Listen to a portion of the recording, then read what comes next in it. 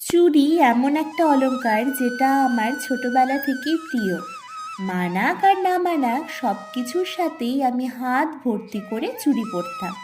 তারপর এলো নানান রকমের ব্যাঙ্গেলস।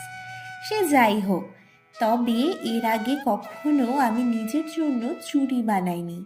সুপার ক্লে দিয়ে এটা সেটা করতে করতে মনে হলো কোনো অর্নামেন্টস বানানো যায়। আর তখনই চোখ গেল আমার পুরনো এই কাঠের চুড়িটার ওপর, যেটা হয়তো প্রায় 10 বছর পুরনো।